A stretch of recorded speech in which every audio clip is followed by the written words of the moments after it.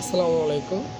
So আমাদের মধ্যে একজন আপু ঢাকা থেকে একটি প্রশ্ন ছুড়ে দিয়েছিলেন। সো প্রশ্নটির রিপ্লাই আমরা ঠিক এভাবে দিয়েছি।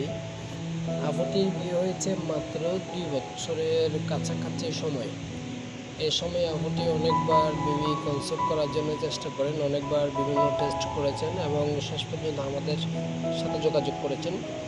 সো আমরা আপুটির সাথে যোগাযোগ করে কথাবার্তা কমপ্লিট করে বুঝতে পারলাম যে আপুটির সমস্যা নেই তেমন, তবে উনি খুবই অ্যাক্টিভ এবং খুবই ন্যাচারাল একজন মানুষ।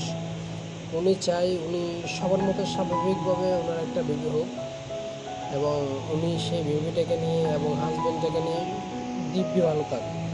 আসলে আপুটা অনেক লাকি পড়েছেন।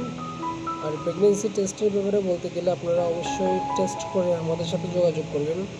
আমরা সেই ফলাফল আপনাদেরকে জানাবো, আপনাদেরকে ভালো পরামর্শ দিব। ধন্যবাদ, ভালো থাকবেন সবাই। আসসালামু আলাইকুম।